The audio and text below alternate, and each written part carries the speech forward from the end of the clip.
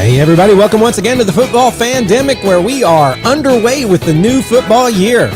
We're going to look at some news, we're going to look back at all of the Week 1 craziness and look forward to what's coming in Week 2, all that and more here on the Football Fandemic.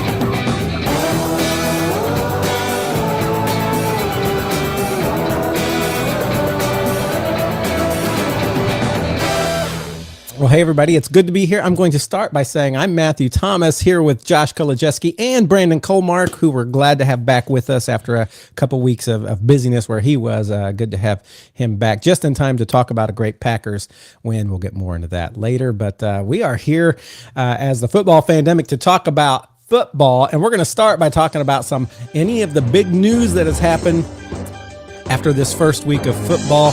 And I'll just kick us off with the one thing that comes to mind, and that is before a snap even happened, we had a spit and an ejection, right? Did that happen before the first play even happened? Yeah. Before the first snap. It was right after kickoff. Yeah, right after kickoff. And so Carter, right? Jalen Gone, that's right. Gone out of that game, but not suspended for the year. I think he just got a fine, I think. And what an auspicious start. Yeah, they essentially made his 1-game suspension, or the game that he was out, the 1-game suspension, since he essentially missed the whole thing. If he wouldn't have gotten fined, then he would have still gotten the game check. So they fined him the amount for the game check to retroactively use that as a 1-game suspension. So there you go. And not the way you want to start. Especially when your team probably could have used your talent out there. They were really close to pulling out a win, even without Micah Parsons. The whole Micah Parsons project will be coming because Micah freaking Parsons. Right? But unfortunately, and we'll talk about all these games in just a moment, but they didn't have his services because there was a fun little spit right at Dak, and Dak looks over at the ref, and then boom, yellow flag, you're out. What else happened in news this week? I know something else had to happen, right? Well, George Kittle is on injured reserve, so he will miss out for a while. The next 4 weeks at least. He's on the designated to return injured reserve, and then Brock Purdy also doubtful to play this week and potentially the next few weeks. So a team last year that was snake bitten by injuries continues to be snake bitten by injuries last year in the 49ers. The good news is they take on the New Orleans Saints this week, so maybe they'll start 2-0 anyway. Right. And Mac Jones, I mean, he's not great, but Kyle Shanahan has always just had like mediocre quarterbacks that he's been able to elevate to the next level. Before Brock Purdy got there, I guess the only one he wasn't able to elevate was Trey Lance. And I mean, that was mostly because Trey Lance got injured in the second week of his first year starting, and Brock Purdy just showed up and was amazing after that. Right. Did what he needed to do to not give Trey Lance another shot at it, really. Mm-hmm. There was also another team that suffered some injury stuff. I know one that you were pretty high on, this helping the team be a different looking team, Xavier Howard with the Kansas City Chiefs. Or not Xavier Howard, that's our cornerback for the Colts. Xavier Worthy, yes, he was injured in that first game. I think it was the first drive too, where Travis Kelce and him run into one another. Like second year in a row that some friendly fire has injured a Chiefs wide receiver, because Patrick Mahomes took out Rashee Rice last year against Cincinnati, and now Travis Kelce taking out Xavier Worthy. So something going on. I guess there's some scheming going on against the Kansas City Chiefs wide receivers. And of course, they don't have Rashee Rice for 5 more games. Is that right? So they're down some players that could help them look like what you were hoping they could look like, Josh. And again, we'll get to the result of that, at least in week 1, and talk about what we think that's going to look like in week 2. What else happened this week? There was other stuff, right? Let's see. So some of this we're just going to talk about during games, so I don't want to get too far ahead of myself. But there was some good high scoring games. It was a pretty exciting. There was an expose article basically that came out in 3 parts on the Chicago Bears and their quarterback Caleb Williams. It was on the Substack of a reporter named Tyler Dunn. He also was the one that first started documenting the Sean McDermott 9/11 reference that he made. He's the one that first told us, oh, there's a little bit of tension between Mike McCarthy and Aaron Rodgers in Green Bay. So he's kind of been more of a sensational journalist and has kind of thrived off those sorts of stories. But for the most part, from what we've been able to tell, they've been accurate, and he does have sources. So just prefacing that to say that this article was about Caleb Williams and his unwillingness last year to kind of learn the Bears offense and his unwillingness to work well with the coaching staff, as well as Ryan Poles and his basically unwillingness to look at any other quarterback tape besides Caleb Williams going into the 2024 draft, where one of the scouts that Ty Dunn quotes from within the front office had said, oh, let's, at least look at some Drake May tape or some Jaden Daniels tape. And Ryan Poles, according to the article, would purposefully put on the bad games that Drake May played. And according to this scout, would laugh at every time Drake May made a bad throw. And then when he was scouting Caleb Williams, would just throw on the highlight package of each game. So obviously only getting the good throws there. So again, not sure how much of all of that is true, but it certainly does not paint the Chicago Bears, Ryan Poles, or Caleb Williams in a good light. I will say that Ben Johnson as head coach was very cautious. He had offers to be head coaches from multiple teams, both in 2022 and 2023. So maybe the dysfunction that was there prior within the front office is a little bit more exaggerated in that story, because we know how careful Ben Johnson was in choosing where he wanted to go. And this is the spot where he wanted to land. So he obviously was vetting things as best as he could. And if this had been, widely known or had been a huge problem, he probably wouldn't have chosen the Bears, but he did. That doesn't necessarily discount the reporting that was done in that article, though. Yeah, I will say with Ben Johnson, I do believe he was cautious and careful, and I think there was probably a sales pitch made to him. Ben Johnson would have known about these things before accepting the job. We don't, of course, know coaching pay structure, so I'm imagine he asked for a little bit additional compensation, knowing what was going on behind the scenes. But I imagine he said, "I want these things completely removed from the table when I come in." And of course, as the GM, you're like, "Oh yeah, well, whatever, we'll remove whatever you want," right? As a scummy sales tactic, or just a Chicago Bears tactic, right? But I did read that article by Tyler Dunn. He's also one of the MVP voters for the league, and I followed his work for quite some time. Like Josh mentioned, he had done the Aaron Rodgers, Mike McCarthy kind of pre-breakup story, right? If Taylor Swift just to write a song about an imminent divorce, like Tyler Dunn's going to write about it first.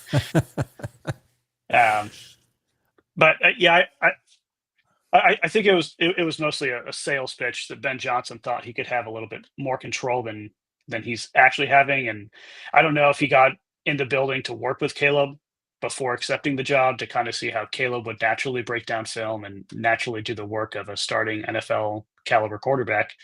But we'll see what happens moving forward. I know it's only week 1. He's only been there a couple months. I happen to like Ben Johnson, and if anyone's listened to this podcast for a long enough time, I do not like the Bears. But I want to give Ben Johnson the benefit of the doubt that he's still able to change some of the culture around there. And maybe Caleb Williams isn't their guy, right? And he might be able to do something with Caleb Williams, but it might take just a little more time than 1 week. And it's not like the Bears were losing at the beginning of the game they played this week, but they do need to figure some stuff out. Yeah, that's right. I will say this. I did see a Commanders fan posted, thank you for choosing Caleb Williams and giving us Jaden Daniels, which Not going to lie, I was a fan of Jaden Daniels in that draft. But I do think Caleb Williams can do more than maybe he's done so far. And I think maybe it'll take a little time for him and Ben working together to maybe iron that out. So Yeah. I think if Ben Johnson can do what he did with Jared Goff, he can do it with Caleb Williams. I would like to think. Hey, you just got to hit DJ Moore when he's wide open, right? Right. Well, I'll tell you what, with that, unless there's other news, maybe we should jump into games and talk a little bit about these games that happened this last week. Start with Thursday night. We had the kickoff. We already talked about kind of the spit to start things off, but we saw the Cowboys go out there without Micah Parsons, who Jerry Jones said, I think our team might be better off, as it is. They weren't quite better off. They did put up a better showing than I thought they would, but they lost. I don't really have a whole lot more to say about that. I think Philadelphia Eagles came in there and they weren't one of the teams that when you look back at the weekend, you're like, man, but they did what they needed to do in the opening weekend and they were kind of steady as they always are. Yeah, I will say Dak. Go ahead, sorry, Brandon. I was going to talk about Kenny Clark for 30 seconds. There you go. Kenny Clark did have like a decent impact in the game. I know we talked about Dak was traded to Green Bay, part of that trade package. And Dak was not traded to Green Bay. I do not want Dak. For all of our listeners, he is still with the Cowboys. Micah freaking Parsons traded to Right. Green Bay. Part of that trade package was to send Kenny Clark to Dallas, and he did have a pretty significant impact. That was one of the better upfront middle of the offensive or defensive line performances we've seen in the past couple of years from them. And he got some significant pressure on Jalen Hurts a few times and stopped the run pretty good too. So I don't want to fully take that away from Dallas's defense, but they do have a number of things that they still have to figure out. The offense, I felt it was a little sluggish at times, but I couldn't tell if that was also part of the Eagles defense trying to catch back up. CeeDee Lamb dropped some balls he should have caught. He did. Dak Prescott had probably the best under 200 yards passing game that I've ever seen because he just kept finding open guys, namely CeeDee Lamb, and CeeDee Lamb kept dropping the football. That very easily could have been a Cowboys win had CeeDee Lamb performed like we expect CeeDee Lamb to perform. And also the Cowboys middle linebackers are disastrous. I'm watching, I don't know if it's Alex Sanborn or Jack Sanborn. He's a former Chicago Bear and he is just getting juked all over the field. He gets into the backfield on a Saquon Barkley run on a hole that was opened up by Kenny Clark. He gets into that gap and Saquon Barkley just kind of scoots around him. And on that last play where Jalen Hurts to seal the game just needs to run, Sanborn had a clear shot at him and it just took it wasn't even the slickest of jukes from Jalen Hurts. He just kind of sidesteps to the left and gets Sanborn onto the ground and ends up picking up the first down. So there's some work to do, especially outside of that front four, because they still got good edge rushers. They're deep at edge rusher. Nobody like Micah Parsons, obviously, and now adding a good defensive lineman with Kenny Clark. But that defensive line is good. Everything else behind that, I'm not so sure of. And so last week, Josh and I predicted Philadelphia would win. Both of us, we were right about that game. The next game, though, we were not right about. Kansas City and the Chargers on Friday night don't typically have the Friday night games. This one was in Brazil, right? And so we did have that game. We both predicted Kansas City would beat the Chargers in this one, and we were wrong. And truthfully, the Chargers look like a good team. Justin Herbert was the Justin Herbert that we love. And Kansas City had an injury we already talked about right away, but they did not get the win. And the truth is, well, we'll talk about week 2 coming up, but this is a possibility they could end up 0-2 to start this season. And not that we haven't seen the Kansas City Chiefs take off a little slow before and still come out like gangbusters at the end. But what do you guys think of this game? I thought the behind the scenes streaming of it was cool. It was the first game ever solely streamed on YouTube for free for the mass audience to see, and they got some significant content creators to go and do it. I thought the antics of that were really good. Tom Grossi, he's a friend of ours on the podcast, right? Now a Wisconsin guy, former New Yeah. York guy, was one of the streamers, and he was definitely the least known out of some of the other streamers. You know, that's weird. I didn't realize he used to be in New York. For some reason in my mind, Brandon Perna was in Colorado, which I don't even know if he is. I know he's a Broncos fan. And Tom Grossi felt like he was in the South somewhere to me, but he was New York. But now he's Wisconsin. He's born and raised New York. He lives within an hour of Green Bay now. There you go. Won't release his actual city, right? Moved to his love. That's right. But they had like other content streamers doing the game that didn't fully understand football. Like Speed is a good guy that I turned his thing on, and I happened to turn it on at the exact moment just to see what he was doing. And he said, "How long is halftime? I don't really know." Like he was trying to understand the play-by-play without fully understanding what football actually is. There you go. And maybe that brings in some of those people who also don't understand what football is. And it's like, I relate to this guy. Who knows? NFL's always growing. It's a juggernaut. So anyway, that's that game. Did you have something on that, Josh? Yeah, for me, it didn't form my opinion of this, but rather solidified it. That Justin Herbert is top 5 quarterback in the NFL, and I know he's gotten some heat recently over the last couple of years, like just for, I don't know, he's almost like it's like the Kirk Cousins effect. He's the next generation's Kirk Cousins, where he looks pretty good, but sometimes just doesn't win games. Well, this time he came up when the moment counted, and I think it definitely solidified what I think about Justin Herbert. And I mean, I think he's in for a very good season. I always say I would like him on the Colts, and not a spoiler here, but even with the performance we had from Daniel Jones, I would still take Justin Herbert on the Colts. It's not going to happen. Tampa Bay beat Atlanta. We both predicted Tampa Bay would beat Atlanta, and they did. Anything else to say about that game? The Falcons need a new kicker because Younghoe Koo keeps missing game-tying field goals or game. Did they release their kicker?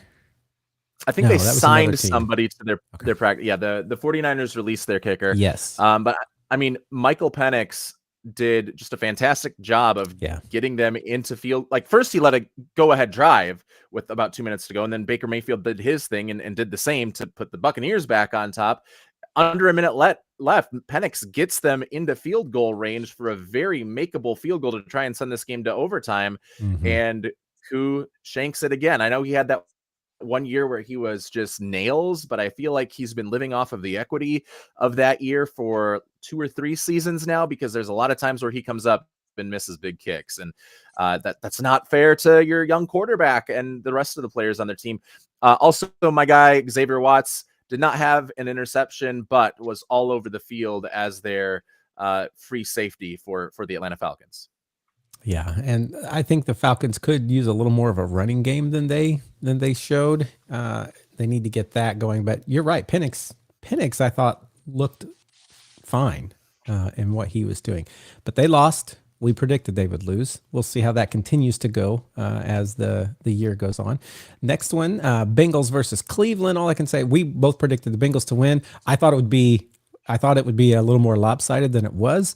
I don't have any faith in Joe Flacco because I saw him up close and personal last year, and I was not impressed, regardless of what he did in Cleveland the year before, like got that final run that took him to the playoffs.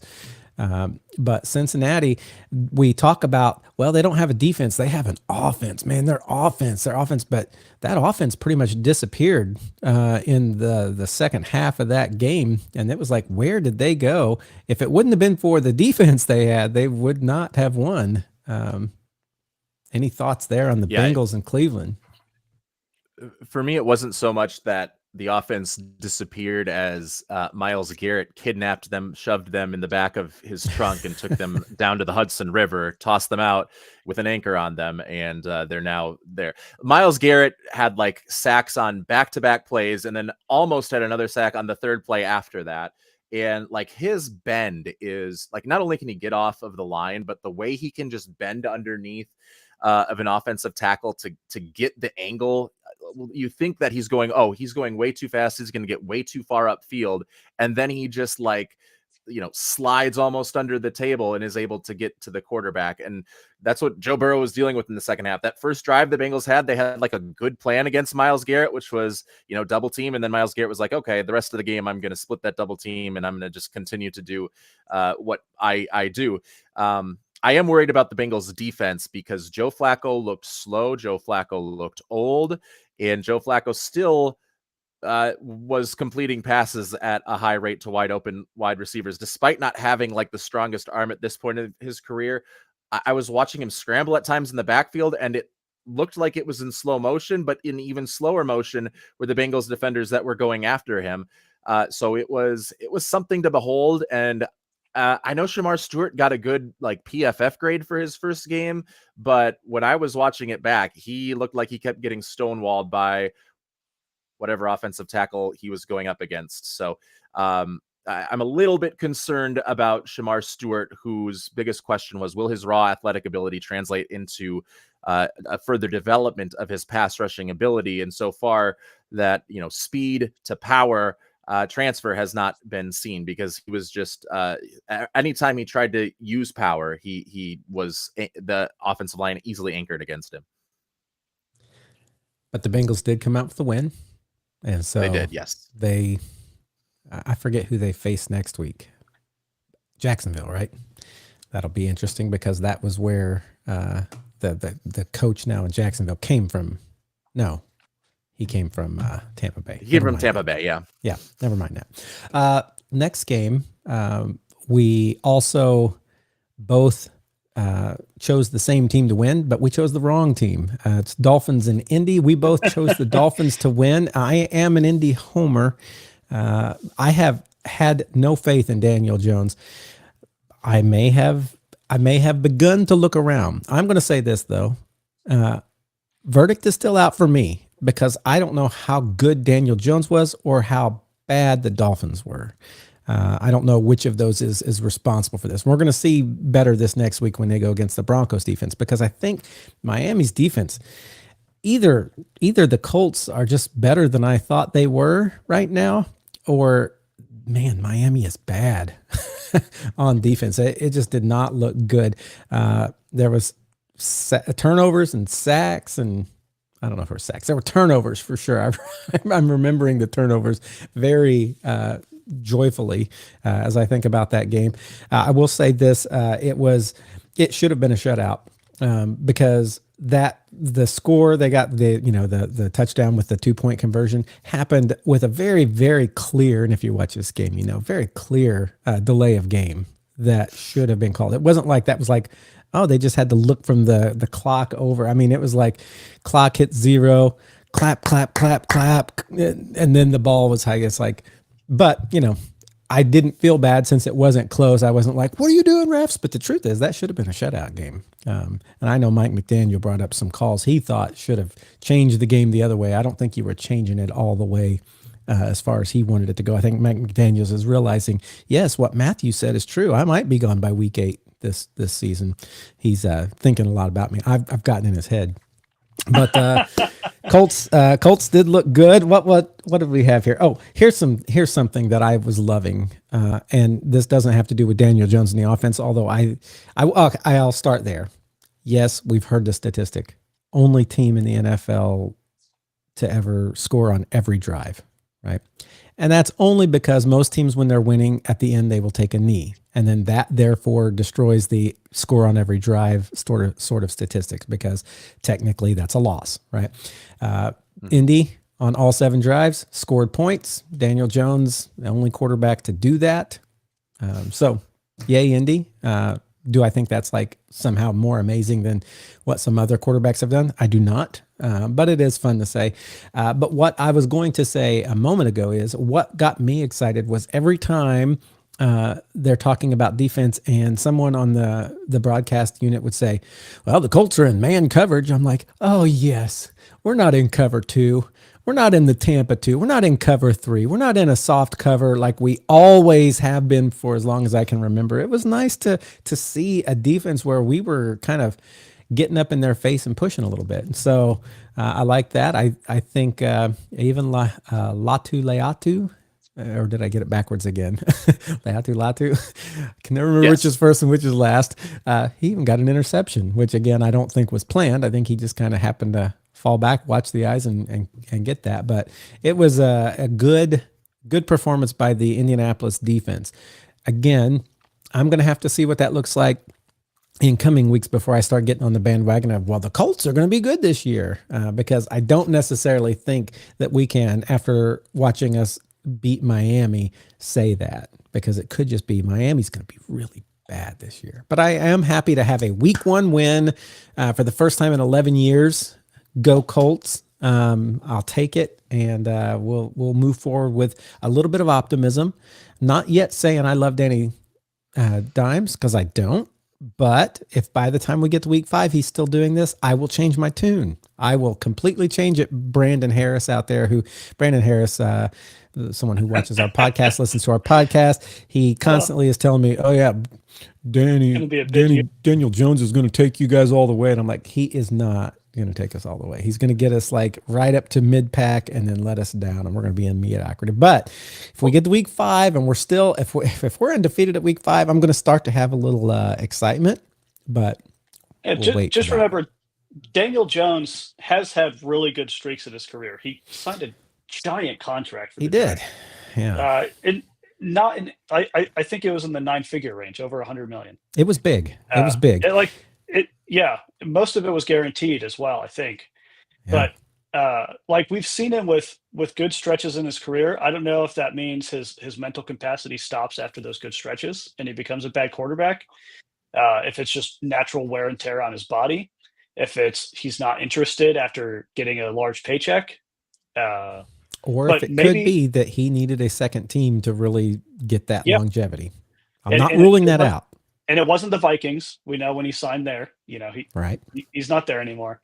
What was the? He never even got the chance to play there. Matthew, there was a stat going around.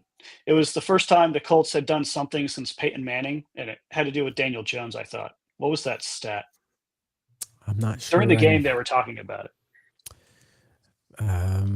Yeah, I probably was yelling with somebody. I was watching the game with some people, and I was like pretty excited that the Colts were not just barely winning, but that they comfortably were winning. I know sometimes those nail biters end up being the classic games, but boy, there's something great about like not ever fearing that you're like going to lose at the last second. You're like, yeah. I mean, even when we were up 20 some, what was it?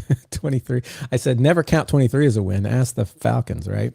The stat was since Peyton Manning left the team in 2012, the Colts have not won a season opener. Yeah. That's what I was. Yeah, I mentioned that earlier. This was the first season opener we've won in 11 years.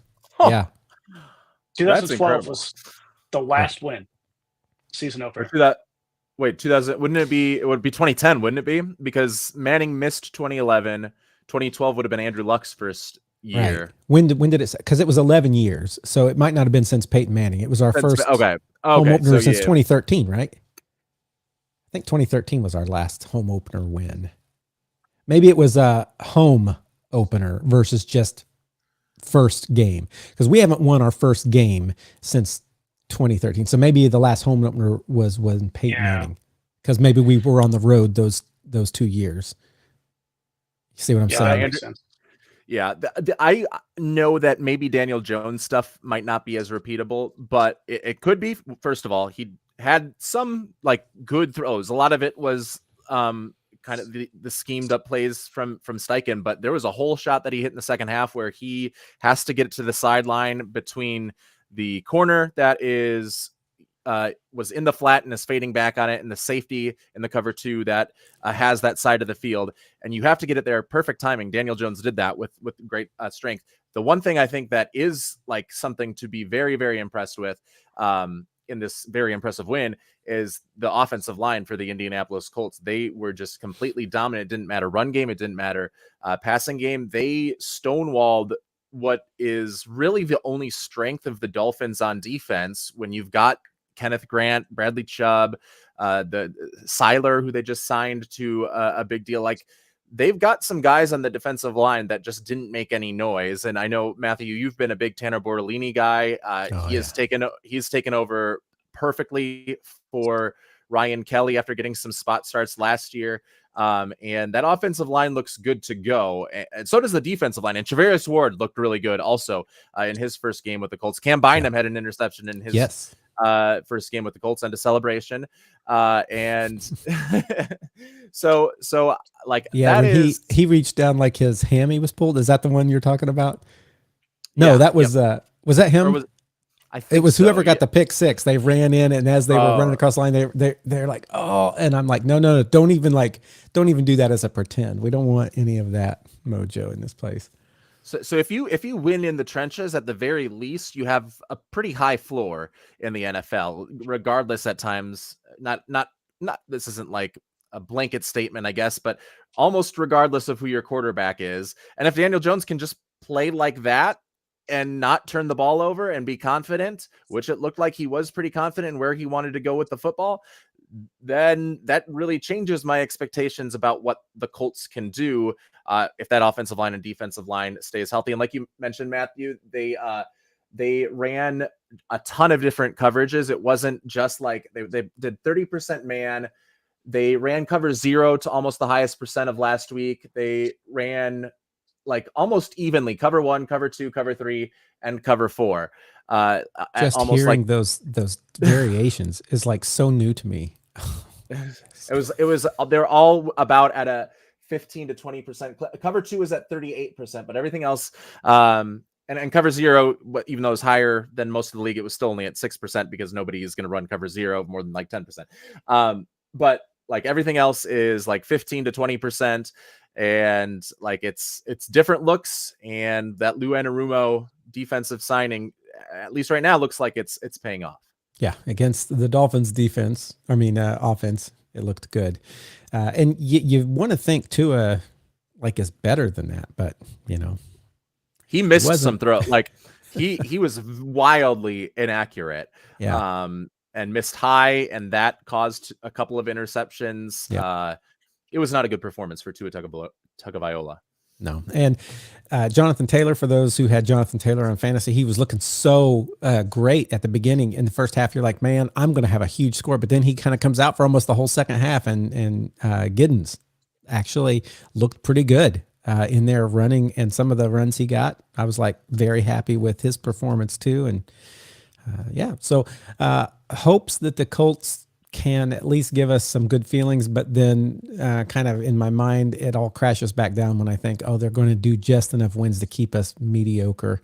So I'm going to try not to be pessimistic, but I'm also not going to go wildly optimistic right away. I will say good job this week, Colts.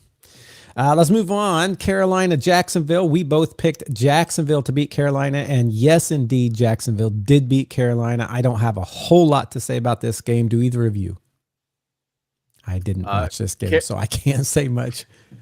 Carolina's run defense has not been fixed, so that is concerning. Travis Etienne had a huge game, so much so to the point that the Jaguars traded Tank Bigsby to the Eagles, the backup, Travis Etienne's backup. Or Trevor Etienne. There's 2 Etiennes with TRs now. Travis. Travis. I think Travis is the running back. Yeah. So he had a big game. Trevor Lawrence looked fine. There were some inaccuracies, but he has like a big arsenal of weapons. Brenton Strange at tight end stepped up. They were trying to feed Travis Hunter early on a lot of screens, but they didn't really let him run too many more routes than just these short screen and curl routes, and only gave him 9 snaps on defense. So the two-way star might have to wait for another week to have his breakout game. If he does have a breakout game, the guy that their general manager said was going to change the game of football forever. And well, he only played like 40 some snaps in his first game total, but If Bryce Young looked like he took a little bit of a step back. He did have some wide receivers dropping passes early, but then when they started getting down after a long lightning break, he was trying to force a lot more, and he made some pretty bad throws after that break. And it doesn't look through 1 week that the Panthers have taken the step forward that you would have wanted them to if you were a Carolina Panthers fan. So we had 2 games with long lightning breaks because that happened in the Cowboys-Eagles. I remember thinking, is this game going to start back up? And it did, but I didn't realize we had another. Let's hit our next game. Las Vegas, New England. We both picked New England to win. We were both wrong.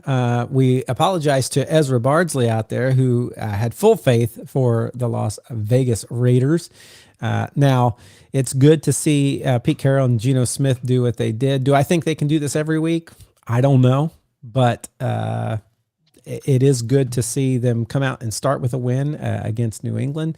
Again, I watched this game in when you have the 4-screen split going on. It was always in the corner that didn't have sound on. I was watching it, kind of watching what was happening, but I was not watching it. So I don't have much more to say than that. What were your guys' thoughts? Yeah, is there an update? Their tight end went out for a little bit with a knee injury. What's his name? Brock Bowers. Bowers. He was the big guy last year. By the way, I didn't even say anything in the Colts. I got to go back here. Tyler Warren looked great. He looked like he's going to be a beast in this league. He did not let us down. It was really good to see that. He may be this year's Brock Bowers. Pete Carroll said he is day-to-day at the moment. It looks like best case scenario, and then it doesn't give you an answer. Best case scenario is we don't know.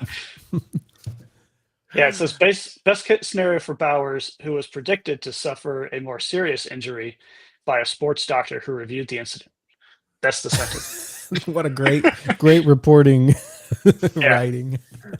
Well, it sounds like it's not like a season ending. Yeah. So. Yeah, day to day. So that was a big one. I remember when he went off the field and he went into the medical tent, and I'm like, dang, that was my fantasy tight end last year, and he served me extremely well. Who's your fantasy tight end this year? It depends on my league. I got a terrible one in our league, but then I got Tucker Kraft in my other league. Who'd you get in this league? You're like, I don't even know his name. I have to look it up. If you have to look it up, it's probably not worth it. No, I'll get you the answer, Matthew. All right. We'll come back to that answer. What did you think about Las Vegas, New England? All right. Josh? We got Evan Ingram. Oh, Evan Ingram. Oh, yeah. I'm surprised you didn't remember that. And I underestimated the Raiders defense. And if they can perform at that level, then more power to them. And they have a lot better shot of being a potential playoff team. I'm going to have to see it for a couple of weeks because New England's offensive line still is really suspect. I mean, they have Garrett Bradbury, who was with the Vikings and was always getting beat in the passing protection game. So they have Will Campbell, who's playing in his first NFL game. Their defense didn't have it was a get your feet wet game for the defensive line, but they performed well in it, forced some quick throws from Drake May. And Drake May, also like Trevor Lawrence and Tua, was missing high on a lot of his throws. So those three guys kind of need to get a little bit under control. They're just missing, but it's a game of inches in the NFL. So if he can start hitting those, the Patriots can get back on the right foot again. But as of right now, I liked what I saw on both sides of the ball from the Raiders.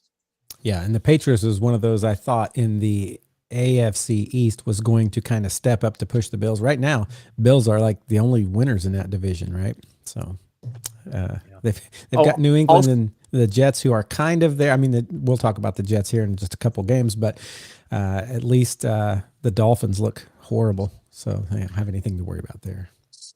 Also, Mike Vrabel, not a great head coaching debut for the New England Patriots. He punted down 10 with 4 minutes left to go in the game.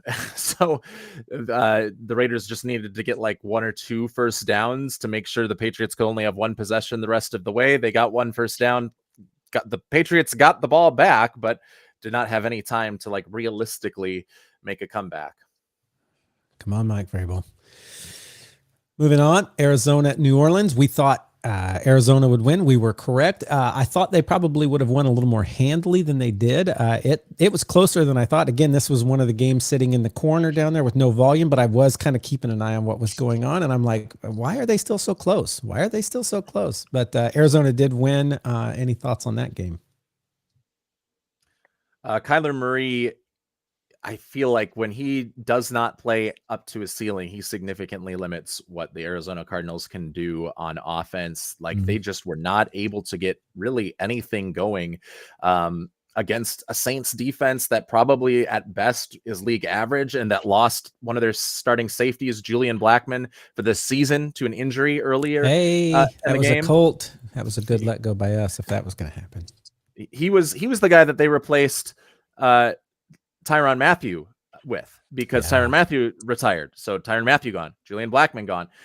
Anyway, the defense for Arizona looked really good. Will Johnson, for me, is the early leader in the clubhouse for defensive rookie of the year. He locked down whatever wide receiver he was up against. He played great deep down the field coverage. He had an interception on a one-on-one route that was called back because of a defensive holding on the other side of the field, but it wasn't defensive holding that affected his play. So it's not like he was the one doing it. Like that was still, even though it didn't count, he still showed the skill to do that.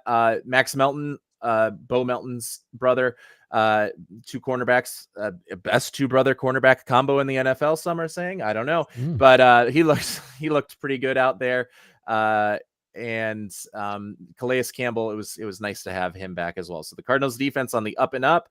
Not so sure about the Cardinals offense. Saints almost tied this game. Spencer Rattler hit Juwan Johnson in the end zone before Budda Baker ripped the ball like out of his hands, just like a tremendous play. Like Juwan Johnson had it and Budda Baker saved the game for the Arizona Cardinals. So, but the Arizona got the win. Let's move on. Next game, Pittsburgh, New York Jets. We both thought Pittsburgh would win. Pittsburgh did win. This one was by 1 point. I had the Jets. Oh, you had the Jets. That's right. We did split. By the way, we're going to keep track of the ones we split on last week and see how that came out. I only say that because I know I came out better than Josh. But I said Pittsburgh would win. Josh said the Jets would win. And here's the thing. Pittsburgh did win. A lot of celebration over Aaron Rodgers in his 4-touchdown game, and rightfully so. This was different than Pittsburgh we usually see. It was a lot more, less run, more pass. But they only won by 1. They only won by 1. So let's not get, or 2. I keep doing this. I keep going to the Buffalo Baltimore score. They only won by 2. This very easily could have gone another way, but they did what they had to do, which is that's what good teams do. They do what they have to do. And Pittsburgh did beat New York Jets, who Justin Fields didn't look like a slouch in this game. In my opinion, I don't know. You guys may think differently, but he looked like he could have been the starting quarterback for the Chicago Bears. That's what Justin Fields looked like to me. Oh my! I don't know what that's saying. I don't know if that's saying he looked bad or looked good. Can you imagine a more like storybook game for Aaron Rodgers, where he's having to do all the work, the defense isn't stopping anyone, and it's a close game, and really the best defensive play of that entire game was the very last play, where Jalen Ramsey comes up and just demolishes Garrett Wilson and stops the 4th down right there. Turnover on downs, take a knee, and you're out. I mean, that's really the only highlight from the defense you had the entire game. Justin Fields was running all over them. Garrett Wilson, for the most part, was running all over them. And Aaron Rodgers was like, I just can't make a mistake. And he's been in that mode for a very long time, right? Yeah. 2010 was the only time where he wasn't. But he was walking off the field this time saying, yeah, go ahead. I'm listening for your boos. I'm listening. And then in the press conference, he took the jab. I'm happy to beat everyone associated with the New York Jets. Everyone associated. That's not wonderful. Subtle. No, that was not a little jab. That was a full-on stab to the heart. Yep. And he's been public about his meeting over the summer with them. Woody his was little it 15-minute. Johnson? Yeah. With Aaron Glenn is the And one Aaron who Glenn. Aaron Glenn. is not coming back. Hey, how do you want to be announced that you're not going to be a Jet anymore? Like, Fly across the country. fly across the country expecting to have a few-hour meeting. It's a 15-minute meeting. How would you like to not be remembered as a Jet? And I think he's glad to not be remembered as a Jet. Yeah. He'd And much rather be a Steeler. he is glad to put it to him. And boy, what a game. And we were talking last week. I kind of forgotten that Justin Fields was a Pittsburgh Steeler last year. So this was like both of them coming at their old team. And I do think Justin Fields looked good in this. I don't know what that means for the Jets going forward, but they had an injury before this game. They didn't have any during this game, right? Any big, they lost an offensive lineman before. Elijah Vera Tucker was injured beforehand, but that offensive line this is one of the best defensive lines in the NFL with Watt, with Highsmith, with Nick Herbig, with Cam Hayward in the middle. And Justin Fields had all day to throw. The running game was able to get going with Justin Fields, with Braylon Allen, with Breece Hall. Whoever touched the football was getting 5 yards a pop, it seemed. So the Jets offense is something to be excited about, I think, especially since the offensive coordinator was Ben Johnson's number one guy in Detroit. Yeah. So there's some stuff to be excited about if you're a New York Jets fan on the offensive side of the ball, but the defense did not look great. Meanwhile, Aaron Rodgers, he looked better than he ever did with the Jets. He was taking an extra beat, whereas last year he was throwing on some of the shorter routes and getting the ball out quicker because he seemed a little bit more scattershot. And this year he trusted the protection to hold up and let the routes develop a little bit more. There was a moment in the game where at the beginning of the game where him and DK Metcalf weren't on the same page. And I think Rodgers was expecting him to go one way and he didn't. And it was an overthrow, or maybe it was a drop on Metcalf's part. I think there were a couple plays early in the game. And it was DK Metcalf, we know his history with quarterbacks. Aaron Rodgers, if he doesn't like a wide receiver, can kind of shut him out of the offense a little bit or trade him to the Pittsburgh Steelers. Well, I guess he's on the Pittsburgh Steelers now, but yeah. Referring to Mike Williams from last year. But he stayed true to DK Metcalf, and those two clicked. Those two got on the same page, and Metcalf looks like he could be a really good weapon for Aaron Rodgers and the Steelers offense. And again, that's another game where I know week one can tell us a lot of sweet nothings, but I think it changes my expectations for the Pittsburgh Steelers if Aaron Rodgers continues to play like vintage Aaron Rodgers.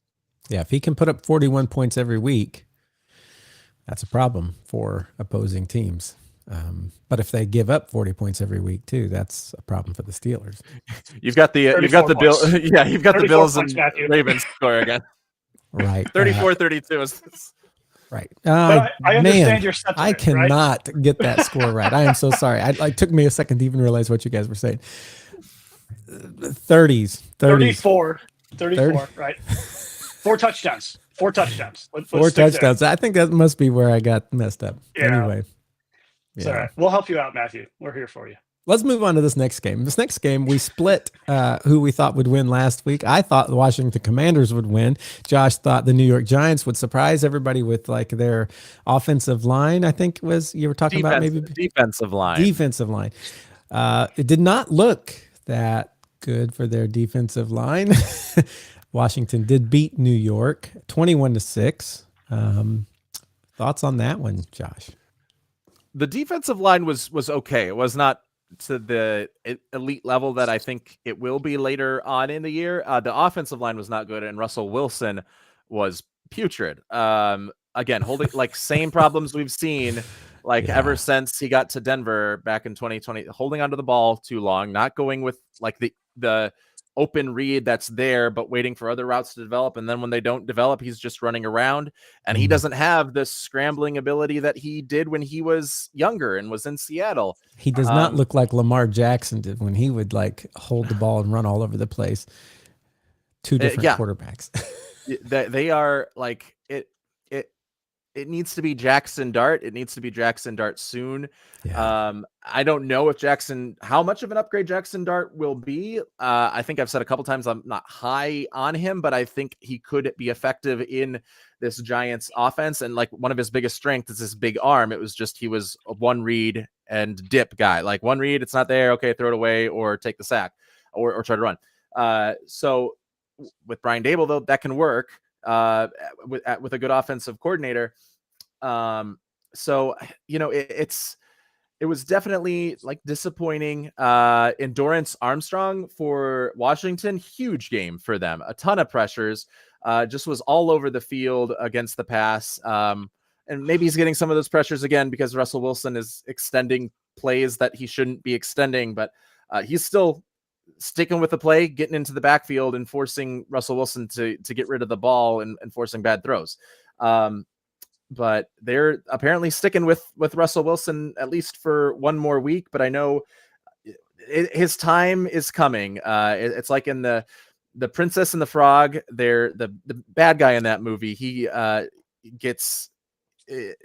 makes a deal with the underworld, essentially, and the souls of the underworld, to get them. Like he can have all these powers, but he has to get them this specific amulet. The specific amulet breaks, and they start singing, "Are you ready?" It's one of the best like villain songs of all time, and they drag him into the underworld.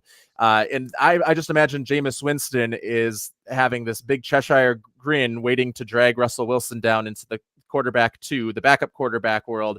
And I can just imagine him like big wide-eyed, big grin, and "Are you ready?" Like, come join me over here, buddy.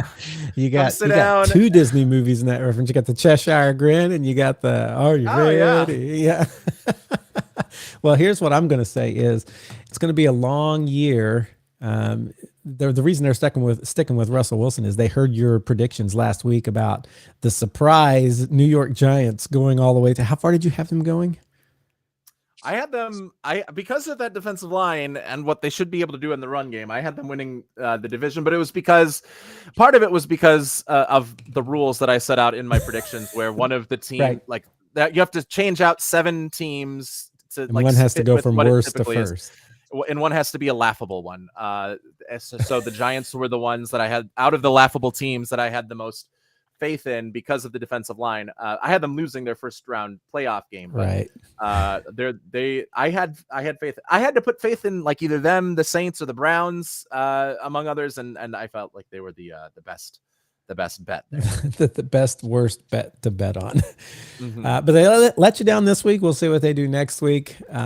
We went Denver, Tennessee. We both picked Denver to win that game, and they did. But again, I would have thought this would be a bigger win than it was. Bo Nix did not look terribly great with that offense. Luckily, he had a defense that was good. And every time I looked at Tennessee, again, this was in the corner of the screen with no volume. And this one, all I ever saw, I kept like looking every time Cam Ward would come on, trying to see like, okay, what's his pass is going to look like? And almost every time he was just handing off to Pollard. He did try to throw a few, didn't quite connect how they needed to. But I don't think he had a bad day, but the rest of his team is not there. They're not on the same page yet. And Denver pulls out this win.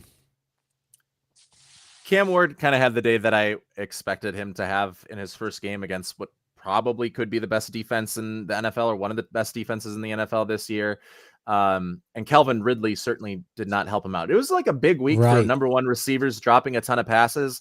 Ridley was dropping passes all over the place too. So that's when I did look at passes, that's what I saw. Oh, Ridley dropped that? That was like nobody around him. Yeah. So, I mean, the few times that he's not lined up against your number one receiver, isn't lined up against Pat Surtain and is able to get open, he's not hauling in the passes. So that certainly doesn't help. Bo Nix did not take the steps forward. He threw 2 interceptions, should have been 4. And yeah, we'll see. We'll see if it gets better. I tell you what, if he didn't have that defense, he wouldn't have had the win, I don't think. That's true. Well, we'll see what that defense looks like next week against the Colts, defense killer there in Daniel Jones. Let's see, San Francisco, Seattle. I think this was one we split on. I think I said San Francisco would win. You said Seattle would win. Wait, what are we at? 3 contested wins. I'm 3-0. Okay. Yeah, that's- that's and good. you gave me credit earlier in this show for picking the Tampa Bay Buccaneers, but I feel like in the fairness of honesty act, I have to You picked the say that I did Falcons. pick the Falcons. So it's actually 0-4 at this point. So, but anyway, on this game, San Francisco, they did lose Kittle, right? We talked about that, but they did what they need. Christian McCaffrey's back. He got a ton of touches. I don't know how many, but he seemed like he was always on the camera. And they did win again. Not a high scoring game. By the way, I keep trying to attribute to everyone 41 versus 40, but really only one team got that. The team that I keep trying to attribute it to only ended up with 66 total points between the two of them, or something like that. But most teams in this, the Colts smashed the Dolphins. But most games were very low-scoring affairs this week, I feel like. When you look at them, there were a lot of low-scoring games. And so this one, there was one other one that had a pretty good upper score. We'll talk about that one next probably. But this one, 13-17, another low-scoring kind of game that could have gone either way in the end, but ended up going for San Francisco.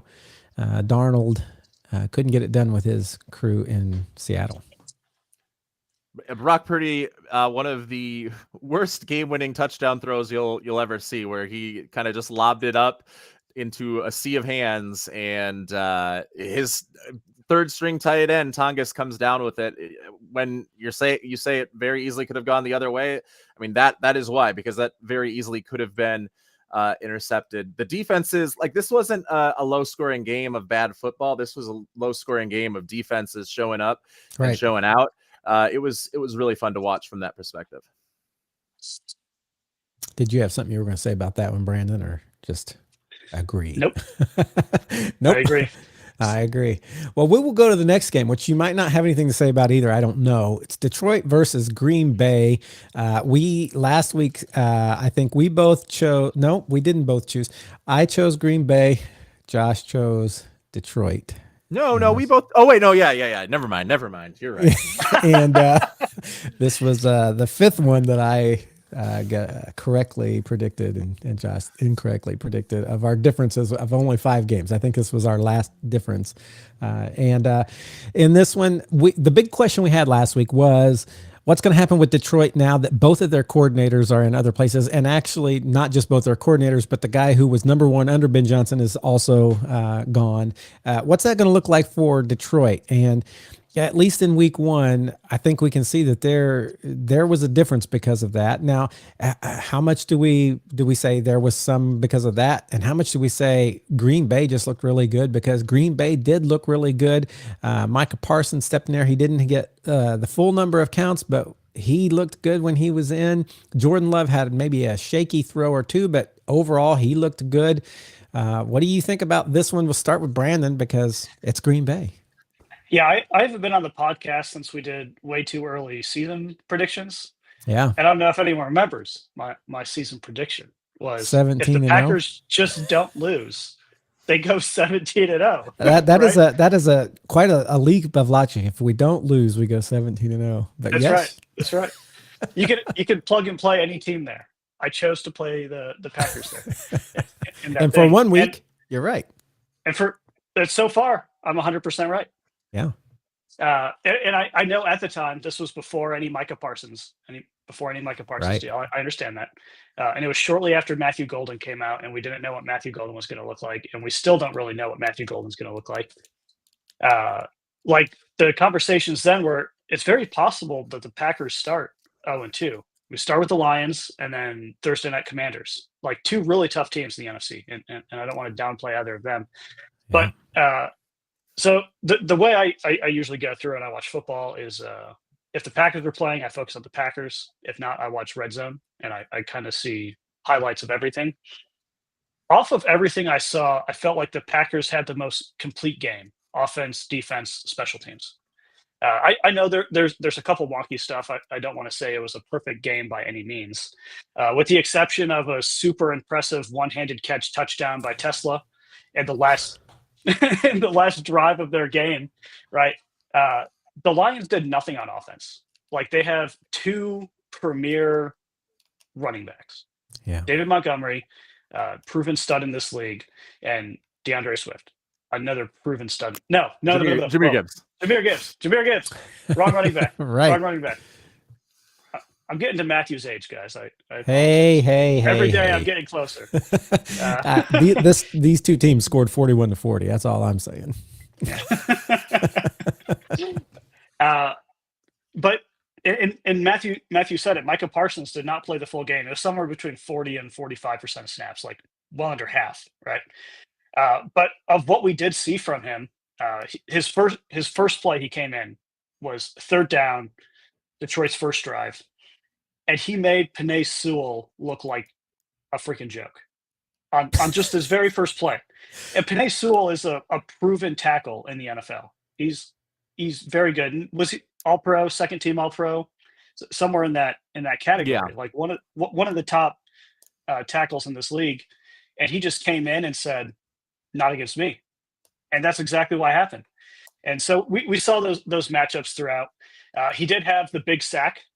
He was double teamed on the other side of the line and chased down Jared Goff, as we've seen him chase down quarterbacks before. That's one of the hallmark things about Micah Parsons is he's fast. And he strips guys that are trying to block him pretty quick. And so he was able to do that. And the defense, the field just shrunk. Like Micah Parsons getting to the quarterback so fast, you don't need to cover as much area in an aggressive zone anymore. The Packers have a specific package that they're calling the Cheetah package, which is anytime Rashawn Gary, Lucas Van Ness, and Micah Parsons are on the field together, which I think that's actually not bad. A lot of times Rashawn Gary would get double teamed in the past couple of years. Now, who are you going to double team? Because if you double team both Micah Parsons and Rashawn Gary and leave Lucas Van Ness on one-on-one, unless it's a proven guy, you're going to get some pressures. It really opened up the defensive playbook for Jeff Hafley. And I've talked with a number of Packers fans. For those of you that don't know, I live just outside the greater Green Bay area. Lambeau Field is 30 minutes from my townhome. And a lot of people are like, well, 2 first-round picks was a lot. And I'm like, I think it was cheap. Like for Micah Parsons, 2 first-round picks and Kenny Clark. Because if you look at our past few first-round picks, right? Let's just analyze this. Take Matthew Golden out of the equation. We haven't seen Matthew Golden play. We took Jordan Morgan, who played a tackle in college and converted into guard, and he's not even on our starting offensive line. We have Lucas Van Ness, who this is now his third year in the league. And he has not put up anything close to Micah Parsons. And then the draft before that, we had 2 first-round picks. We took Quay Walker and Devontae Wyatt, both who have been decent, but nowhere in the Micah Parsons level. And then we had Eric Stokes and then Jordan Love. So if you just look at the defensive players we've taken in the past 5 years, I would have given all of those players just to have Micah Parsons. Every single one. Because Micah Parsons is going to be the proven guy that makes the difference on this defense. And 2 first-round picks, a big contract, and Kenny Clark, I would make that trade with probably up to 4 first-round picks, to be honest. And I'm not scared to say that. I will say a report came out that there were 4 teams kind of really in on Micah Parsons trying to get him, and the Colts were one of those. I would have happily given up our next 2 first-round picks for Micah Parsons. I would have happily done that. And boy, can you imagine what that defensive line would have looked like with Buck and Micah Parsons. And I'm happy. And he's 25, guys. You know how happy that makes me to know that we got arguably, depending who you ask, the best defensive player in the NFL for cheap. Yeah. I'm satisfied with that. So here's the thing. You said the team that looked the most well-rounded. I would agree with that in that they had a defense that stopped the other side. Again, we don't know what that offense was, because when you look at the high-scoring teams, they were high-scoring on both sides. And so it's like, okay, their offenses were good, but where were their defenses at in this? So Green Bay, not the most high-powered offense that we saw this weekend, but rounded, yes. They had an offense that was strong and looked strong. They had a defense that was strong and looked strong, and I do think they're going to be a problem in the NFC North. Yeah, and the big thing on the offensive line, and then we can move on to the next game or Josh's comments on this game. I think he's going to have some. Yeah. So Jordan Love had the fewest amount of sacks out of any starting quarterback with 0. How many did Daniel 0% Jones of the have? snaps. Let's see. I've got it right here. Daniel Jones. Did he get sacked? I don't remember him getting sacked. Where's the horseshoe? Where's the horseshoe? Everybody's question. Where's that horseshoe these days? Well, like someone like JJ McCarthy, right? 12.5% of the plays were sacks on JJ McCarthy. And I think that's the highest. No, never mind. Kyler Murray at 13.5. Where is this horseshoe? So few, they didn't even put it on there. That's like less than 0. Yeah, -0 because the defense for Dolphins was not great. I'll say this, so Aiden Hutchinson's with back. We know Aiden Hutchinson is a pretty good guy. He's also coming off an injury, just like Micah Parsons. But he didn't have like a huge impact, and I do attribute some of that to he's not 100% yet. And I get that. But the offensive line kept the pocket clean 72.7% of snaps for Jordan Love. They were blitzed 43.5% of snaps. And Jordan Love was only pressured 26.1% of the snaps. And it's pretty low in terms of the chart I'm looking at. And I go back to JJ McCarthy, was pressured the most out of any quarterback this year. I sense a strong comparison going on between two particular teams right now. If I go to the second and third team, so like Jalen Hurts was pressured right after that on 48.5% of snaps. And then it was Jared Goff, which, he played the Packers defense on 41.9% of snaps and sacked on 9.3% of them. But the Packers offensive line came in just had a clean game. Yeah. Jordan Love, I was thinking about this during the game. I'm like, why does Jordan have all of this time to throw? And I didn't want to have to say that when we're playing Aiden Hutchinson, because he's a guy that gets to the quarterback and a guy that tilts the field for the defense. And we don't have the big name guys on our defense right now. And I was kind of proud of that. Like the scheming that Matt LaFleur did was A+. So you're a fan of this week of football against the Detroit Lions, and we've got another game coming up tonight. We'll talk about that when we get to the second half. But I want to hear Josh's thoughts on this game. Yeah, I will echo much of what Brandon has said. The offensive line I'll start with the offense. The offensive line for Green Bay was incredible. Jordan Love looked like. So when I was in third grade, at recess, our teacher would come out and play touch football with us, and he would be the all-time quarterback for both teams. And you have to go 1 apple, 2 apple, 3 apple in order to rush him. And that's what Jordan Love looked like. He looked like he had up to 7 Mississippis or 7 apples out there, just kind of holding onto the ball and looking for whoever it was. So that certainly helps. Another thing that helps was, again, the scheming from Matt LaFleur on back-to-back plays early in this game to start to try and influence the linebackers and have them questioning themselves throughout the rest of the game. What Matt LaFleur did was first play, he runs outside zone. Second play, he runs an outside zone blocking scheme to that same exact side, except it's a counter play where he has 2 pulling tight ends create a lead block for Josh Jacobs to go the other way. And like, these weren't big runs for Josh Jacobs. They might have been 2-3 yards each because Josh Jacobs didn't really start to get going until the second half. But still, you're influencing what the linebackers are seeing. They don't know if they can flow with the offensive line on those plays or if they have to flow against it. And then the third play was a play action off of the outside zone that ended up getting someone wide open in the middle of the field. So 3 blocking schemes were right off the bat. It all looks exactly the same, all in a row, but 3 completely different plays. So, I mean, when you start out like that, that's your opening punch. It like the counter punches become a lot, not easier to land, but they become easier. Like it's a much better game plan the rest of the way. And Detroit runs a lot of man coverage. Green Bay ran a ton of mesh, which is one of the top man beaters in in football. They just did it in a variety of different ways, using a variety of different motions, with a variety of different personnel, even. So And that I feel like is the Matt LaFleur mark. A ton Yeah. of different people done a ton of different formations, and all kind of coming from a same look. yeah, Mhm. and so like it was a really good performance on the offensive side of the ball. And yes, Jordan Love just didn't have to face any pressure. Now, JJ McCarthy, he faced a lot of pressure, and he won the NFC Offensive Player of the Week despite all the pressure. So he overcame a lot. We'll see. Yeah, that one's tough. Throwing a pick six, still making offensive player of the week. Like, that's impressive.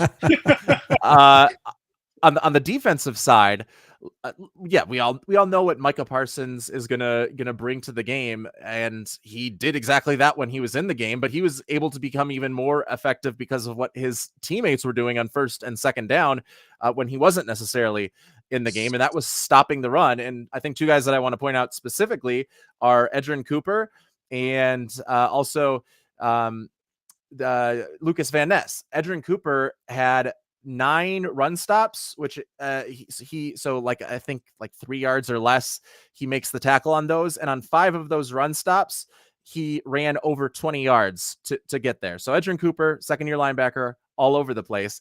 Lucas Van Ness ruined the whole game plan for the Detroit Lions, who run outside zone almost like exclusively as their running scheme. So like for outside zone, I have a marker and a pen. Not enough screen to show them. Not enough screen shown.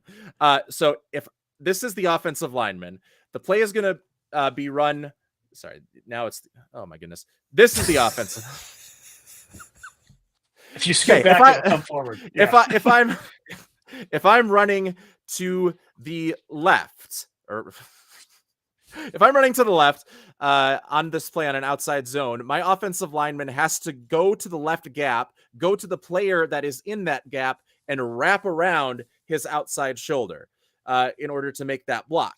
So Lucas Van Ness prevented that from happening. However, on outside zone, it's almost like a foolproof play, because even if you're not able as the offensive lineman to get to the outside shoulder, at the very least, you get to the inside shoulder, and then the back just cuts back behind you and has a bigger run. So when you're flowing as a defensive lineman with outside zone, trying to like keep your leverage to the outside, you can get pushed back if to open up a huge cutback lane. So Lucas Van Ness is not only getting to the outside, making sure he has that leverage, but he's also cementing himself in the ground so that that cutback lane is a lot smaller when the offensive line does have to go to their second option, which is use the inside leverage to open up that cutback lane. So he just stands his ground, and now there's almost no gap for Jahmyr Gibbs to run through. And that makes the whole running game for Detroit like go up completely into flames, and sets up 3rd and 6, 3rd and 7, 3rd and long. And Micah Parsons just gets to feast. He doesn't even have to worry. Okay, is it going to, like, he doesn't have to take an extra split second to think, oh, this might be a run, because it's going to be a pass. He can just get off the line super quickly. And something like I'm watching for the rest of the season for this Green Bay defense, especially in big spots. There was a couple of times where they put Micah Parsons on the interior of the defensive line. And like Detroit's answer was to double team him. And when he was on the inside, like, the double team worked, but and they didn't do this in this game, but I expect them to do it in future games. If you blitz off of that, you are dictating, if you put Micah Parsons on the inside, you have to double team him with your guard and center. They're not going to win a one-on-one matchup with him. The only way you're going to win is if you double team him. So you're dictating where the offensive line needs to slide, or you're dictating what the protection needs to be, which means you can disguise a whole lot of different blitzes coming from different sides based on what you know the offense needs to do to stop Micah Parsons on that play. They only rushed 3 on 2 of the plays that Micah Parsons lined up inside, and 4 on the other. So they didn't run any blitzes off of that, mostly because they were up in the game already and they didn't have to show their hand for that. But I think that is going to be a big weapon for the Packers defense moving forward. And like the battle, Penei Sewell had some wins in there against Micah Parsons, but Penei Sewell is going to be the best offensive linemen probably that Micah Parsons goes up against one-on-one this year. So if you're getting still a lot of wins against one of the best offensive linemen in the league, it's going to be tough for other offenses throughout the NFL if they don't bring extra protection. And then that just means your zone defense has a lot less guys to cover if the extra protection is there. Yeah. So I think we have big expectations. I think the NFL has big expectations of what the Packers can do this year. And like you said, I think if you just look at week one, you're looking at one of the powerhouse teams right now, looks like the Packers. Again, it's week one. We're going to see how that goes moving forward. But I think you're looking at a very complete offense and defense. Not like our next two teams. Los Angeles Rams and the Houston Texans. We both picked the Rams to win, and my reasoning last week was the fact that Matthew Stafford, I thought, was just going to, if his back was feeling okay, he was going to be too much. I don't think it had to do with either offense. I think it had to do with the defenses. This was a low-scoring game. This was one I watched, and I do feel like it was the defense stuff going on. Now, does that reflect on offensive line? Laramie Tunsil gone? Yes, it does. And I think C.J. Stroud felt a lot of pressure, and I think that Houston offense is a question for this year of what that's going to look like, that offensive line, and how good it's going to be or not be.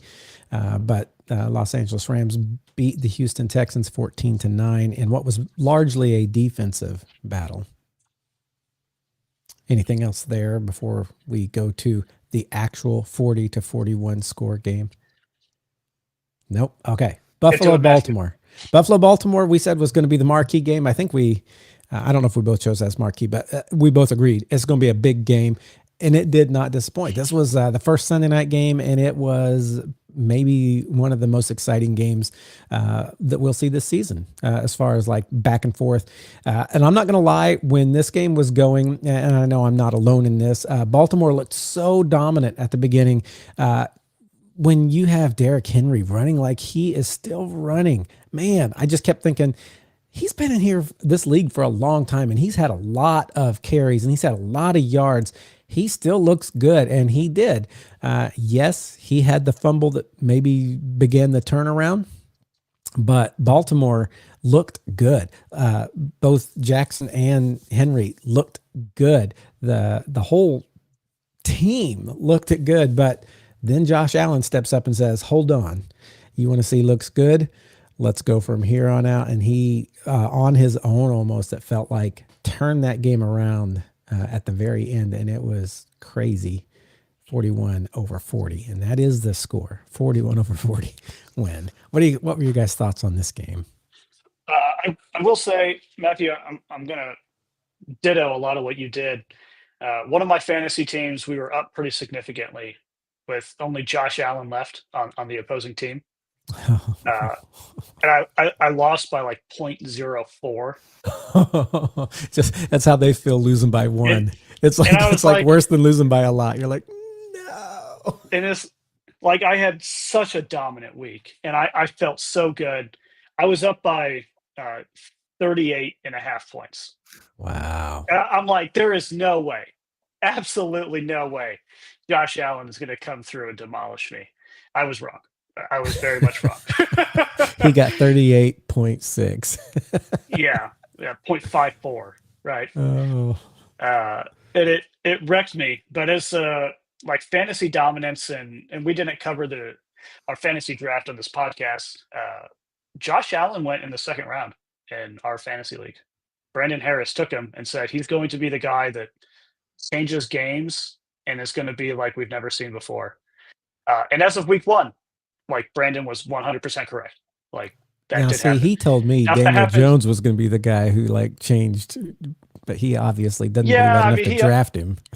He also said that the Colts were going to be mediocre forever, and that was last week. So he did say that. At least right now, as of week one, like it looked pretty good. I don't think I know what Josh Allen can do. Like he's a superhuman in that quarterback position, but he's not going to be doing that every week because you're not playing the Baltimore Ravens every week. What's surprising is like how good their defense looked early and how it just fell apart.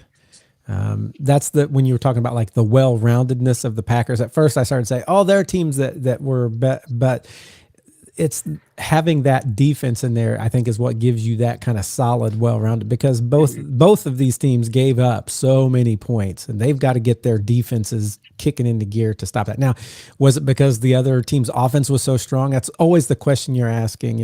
Will Buffalo's defense look better when it's not against Baltimore? Maybe. I mean, I think Baltimore's going to give, even though they lost, they're going to give so many people so many headaches with that. Baltimore has so many options on offense. Like that's the thing that kills you, right? And think about DeAndre Hopkins. That catch? Yeah, he proved it. If there's something that he can still do in the NFL, it is make those acrobatic catches. I mean, the finger strength, the way he caught that, looked like he grabbed it and just went like Wolverine, just like into the ball, and he's just like comes down. Anyway, I didn't mean to cut you off there, guys.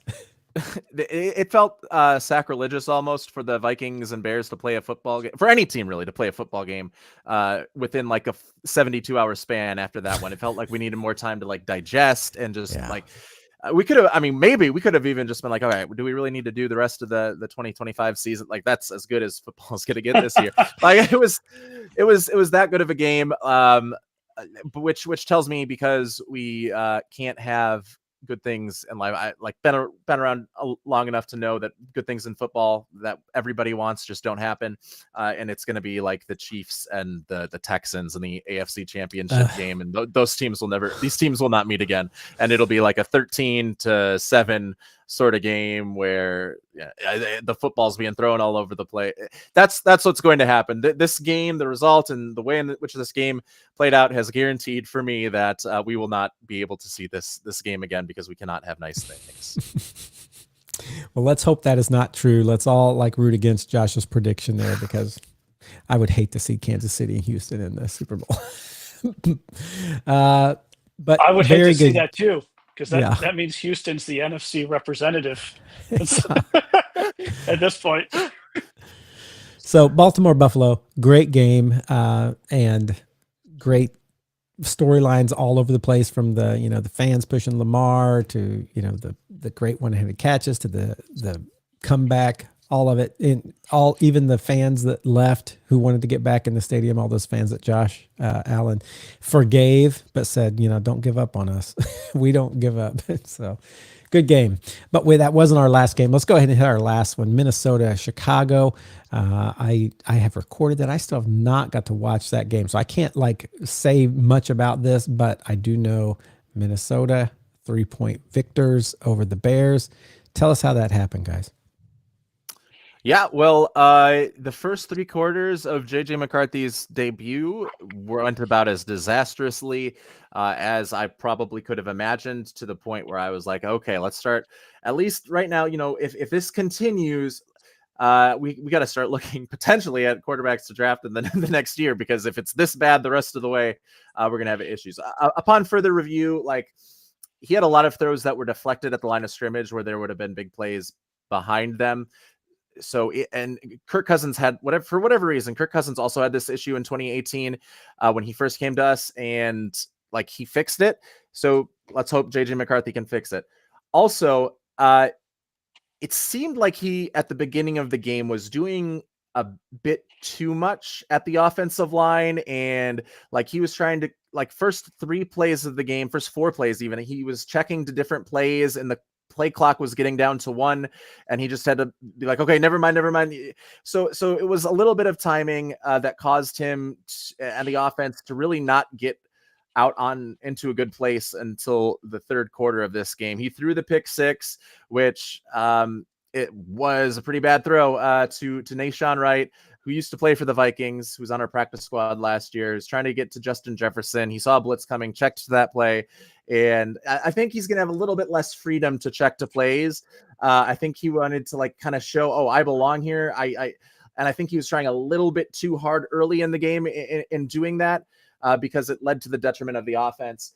And then the 4th quarter, it just turned completely around. It's what, like, I imagine the people when TVs went from black and white to color live, like there were like news programs that were like, oh, and now we are introducing our color television. That's what I agree, or that's what I like think about happened with JJ McCarthy. Like that's what I saw. Basically, for me is because I just assume when the TVs were black and white, the whole world was in black and white. So now the whole world becomes color now for JJ McCarthy, and he throws 2 touchdowns in the fourth quarter. He runs for another touchdown in the fourth quarter. Still some wonky things about his mechanics, but like the process, like the timing was down, the leading of the offense had gotten better. So it was encouraging to see that he was able to take what was like a tremendously bad start and turn it around into this like epic sort of comeback win against the Chicago Bears.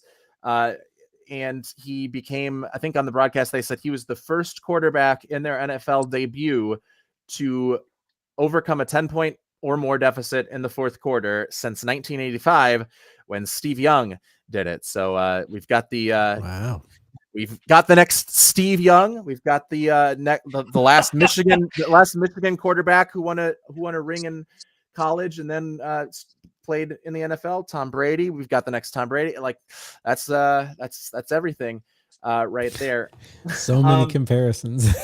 and the reason that the Vikings were able to stay in that game and make it a doable accomplishment for JJ McCarthy was that defensive line. Like it is better than I could have expected. They're against the run were dominant, and they were rotating guys in and out like throughout the course of the game. The edges were Dallas Turner and Andrew Van Ginkel and Jonathan Grenard. 2 of them were on the field. If they were all 3 on the field, that meant Andrew Van Ginkel was playing a little bit more off the ball and was helping Blake Cashman as like a drop linebacker in coverage. And he did a really good job. So they were using Andrew Van Ginkel in more ways than we've seen.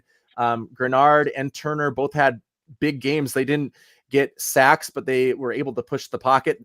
I will say Caleb Williams did a really good job maneuvering around the pocket whenever the pressure caved in on him and he was able to escape. That was, he rushed for like 50 some yards and the Vikings just didn't have a spy on him at any point during the game. But when Javon Hargrave and Jonathan Allen were on the field at the same time, it was pick your poison as to who you want to double team. They often double teamed Jonathan Allen. And I was like, why are you doing that? Because Javon Hargrave is like getting right into the backfield time and time again. And then Javon Hargrave sat out for a series. It was like his turn out of the rotation. They brought in a different, like bigger defensive lineman that's not as big of a pass rusher, but is a little bit more stout. His name is Jalen Redmond. So they're like, okay, we probably have to double team him. And they left Jonathan Allen on an island. And I'm like, well, up until this point, I'm asking, why is he the only one getting double teamed? And then he just rips right through the offensive line on the first play and gets into the back. And I'm like, oh, okay. So he's even better than Javon Hargrave is when it comes to rushing the passer. And Jonathan Allen, whose strength hasn't been good against the run, was good against the run on that Monday night game. So I am very excited for both the depth and the top tier ability of this defensive line moving forward. I think in the secondary, there were some miscommunication issues a lot on these coverages. So I'm hoping that those get fixed. It wasn't as if guys were getting beat from a physical standpoint, except maybe Jeff Okudah 1 or 2 times. Mostly it was, Ben Johnson putting linebackers into conflict and opening space underneath, which is what Ben Johnson has done every single time he's played against the Vikings or coached against the Vikings and Brian Flores. So, yeah, I am very excited about the defense. As far as JJ McCarthy, like I'm hoping that that the trend is okay. He's got something clicked for him in the fourth quarter, and not that it's going to be a thing where every single week, he starts off really slow and then is able to turn out. And it takes him a while to get his feet wet into the game. I'm hoping it's like, okay, his feet are wet into the NFL because I don't think it's going to be sustainable to win games if he continues to start off games as poorly as he did in the first 3 quarters, really. So now we're going to move to week 2. Unless, Brandon, did you have something you wanted to say about that? We're going to move to week 2. Couple of quick things. Oh, okay. Go ahead. Couple of quick things. First one, the Bears can officially hang their banner, best opening drive of the NFL season, right? And that's where it all fell apart right after the opening drive. But we saw this with Matt Nagy. We saw this with Matt Eberflus, the two previous Bears head coaches. There's always a moment, and neither of them had this in their very first game, where they're just dumbfounded and they have this facial expression, and the coverage always catches this facial expression of I can't believe that actually just happened. The most famous one for Matt Nagy was the double doink, the wild card against the Eagles. Everyone knows the play. Everyone knows what I'm talking about. Matt Eberflus had a few of them throughout his career, but Ben Johnson in the fourth quarter of this game was cemented with his face of disbelief of I cannot believe this just happened. And you can find it on X or wherever you want to look. I texted it to the two of you right after the game in our group chat. But it's like we've officially got the Ben Johnson Bears head coach look, and it brought everything together for me. It's like when you find the right curtains for your room. This just felt right. Like really ties the room together. Everything is tied together now. Good luck to Ben Johnson. Good luck. Well, let's move on because we're going to kind of just run through these games lightning round, say who we're going to make predictions on who we think will win, and anywhere where there's a disagreement, we're going to make note of that so that we can keep track of those a little bit. But then we'll kind of basically talk about what we think is marquee manure my oh my games. Let's start with Washington. We're not doing marquee yet, so don't get into that yet, Brandon. But Washington, Green Bay, who's going to win? Let's start with Brandon. Can't go 17-0 if you lose a game. That's right. He's going Green Bay, and I knew it. What about you, Josh? Yeah, I'm going Green Bay as well. You voted against Washington Commanders last week, and you were wrong. I voted against both. I voted against both of these teams. That's right. Last week. So which one are you going to pick? Well, this week I'm sorry, Josh Haupt. We are choosing Green Bay in this one. I do think it's going to be a little harder on Mr. Daniels this week. He's going to have more pressure.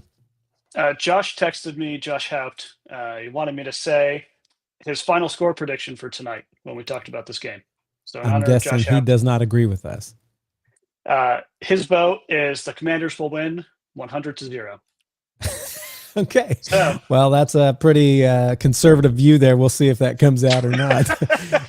But the three of us agree on Green Bay. Let's go to the next one, Baltimore, Cleveland. I don't even think we need to spend much time here. Baltimore's going to win that.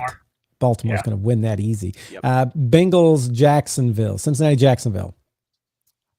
I've got Bengals. Jacksonville. Oh, we got two Jacksonvilles and a Bengals. So we got our first difference here. Bengals, Matthew. Okay, writing this down. I don't think this is going to be easy, and I think Jacksonville's going to give fight, but I think Bengals are going to get this one. Giants, Dallas in the NFC East. Dallas. I'm going with the Giants. What? Got to double down. He's doubling down. Okay. Well, I also am going Dallas, even though they lost their opener. They're still looking strong. I think CeeDee Lamb beats himself up enough that he catches some passes, and I think they easily beat the Giants. But let's hear what Josh has to say. Why are you picking the Giants again after that performance? I believe that this defensive line is going to come into place soon. I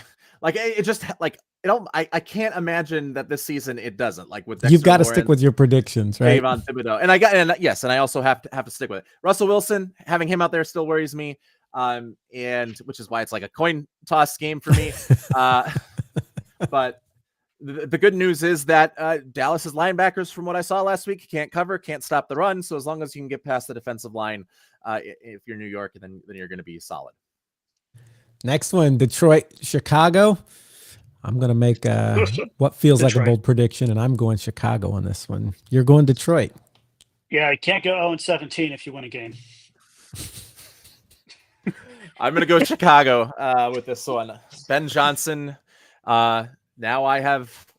First, you were the master. Now I just butchered a line from Star Wars. You know what it was. You know what it was, he says. Leave it at that. So you're going Chicago. I'm going Chicago. Brandon's going Lions. So I wrote that down as Brandon Lions right. are. New England, Miami. I'm going New England because, man, Miami just looked horrid, and I don't think they get it together before this next week. I'd agree with that.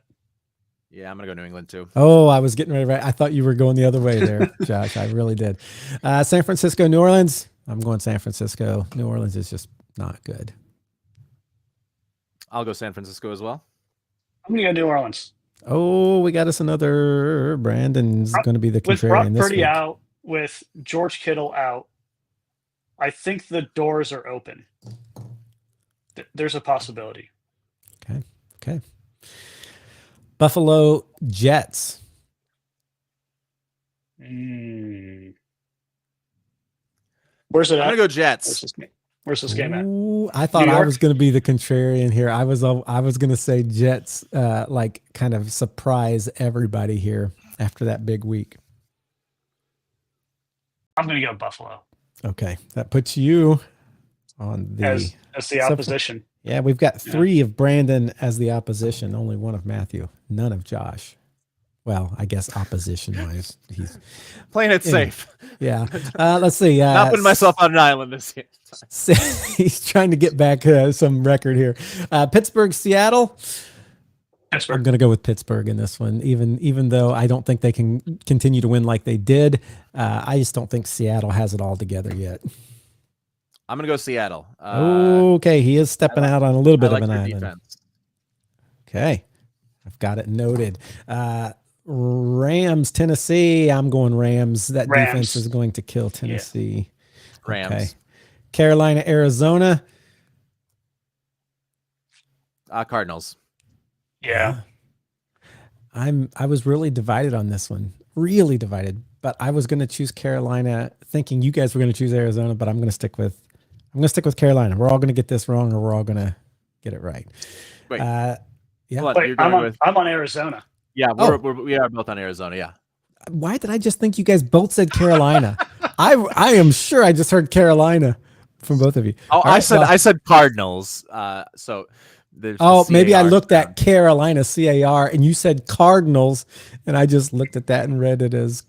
Anyway, yeah, I'm gonna go out on a limb here and say Carolina. So I'm gonna be the contrarian here. I'm gonna say they do this one, Matthew. That's a really scary team to ever put your vote on. Carolina Panthers. Why their tickets are $30 to watch their games. Yeah, it's gonna be a good one.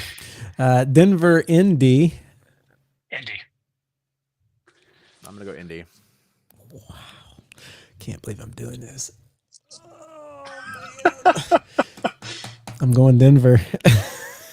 It's Bo Nix, Matthew. It is. It's Bo that Nix. defense. Here's the thing. I voted against Indy last week and they won. You ever get that feeling it's that reverse psychology thing? Yeah. If I don't watch, they do better sort of thing. Yeah. Is But that it's the only reason? Bo Nix literally went to hand off the ball for the run and handed it in the wrong direction. This was last week. I would supposed to hand it to the left side, and he went to the right. He does that so much on play action. He just goes through the motions when he has play action. It infuriates me because how do you not see that it's how are the linebackers fooled and it still somehow works because he throws a screen to Marvin Mims who makes everybody miss and takes it 20 yards. Okay, guys. I am not going to fall victim to the I must keep this contrarian reverse psychology sort of mindset. Right. I am going to vote for the Colts. Now, if the Colts lose, I'm blaming both of you because I voted for them. Colts. Go Colts. I never thought I'd say go Daniel Jones, but Philadelphia, KC. I am going Philadelphia on this one. Philly. Yeah. Philly. Everybody? Kansas City. Oh, okay. I was going to say, we got to have City. one person here, and it's Josh. Goes KC. Josh does have a Kansas City t-shirt. I want to remind people of that. I just want to remind everybody I hate Kansas City, and now nope, I don't hate Josh. Okay, Atlanta, Minnesota.